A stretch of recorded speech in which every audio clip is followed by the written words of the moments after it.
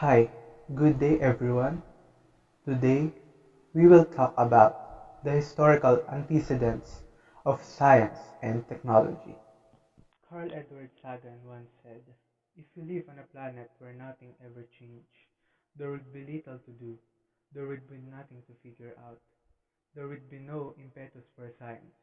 And if we live in an unpredictable world where things change in random or very complex ways, we would not be able to figure things out. But we live in an in-between universe where things change but according to patterns, rules, or as we call them, laws of nature. If I throw a stick up into the air, it always falls down. If the sun sets in the west, it always rises again the next morning in the east. And so, it becomes possible to figure things out. We can do science, and with it, we can improve our lives. From the beginning of time, man has tried to improve his way of and quality of life. The totality of the use and the application of his skills, knowledge, tools, and materials constitute what we today describe as technology. In ancient times, transportation was important to people to get to places and explore new horizons. Communication was also important in their attempts to find and occupy new places. The increase in size and number of nations connoted increased demand for food and other essential needs. The start of the Middle Ages was marred by massive invasions and migrations. Wars were prevalent during this time. As such, great technology was needed in the field of weaponry, navigation, mass food and farm production, and health. Most innovative minds came from this period to control the increase of trade and commerce among nations.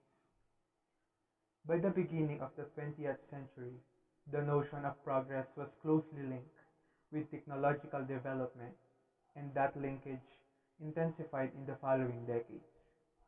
The automobile and the airplane changed travel and the nature of our cities and towns. Computers appeared, and soon the transistor made them smaller, more powerful, more accessible, and cheaper. Organized research and development, which are increasingly international in character, have greatly increased the production of new knowledge. A considerable measure of mistrust of science and fear of technology exists today, authors say. They say scientists have a duty to proceed with great caution in what they do and what they say. But they should not hesitate to exploit the predictive power of science to help people cope with environmental change. They add, the current trend toward privatization in many countries is influencing the focus and practice of science, they say, and may undermine public sector science. The authors say there is concern over the social implications of private ownership and control of technology. Another major trend shaping the history of science is globalization. Growing technology demands from emerging economies, recognition of the interconnectedness of the planet's biophysical systems are boosting cross-border scientific cooperation. Much of the expansion is occurring in just a handful of scientifically advanced countries. More effort is needed to ensure all countries, rich and poor, and a wide range of world cultures are included in collaborative research and technology transfer.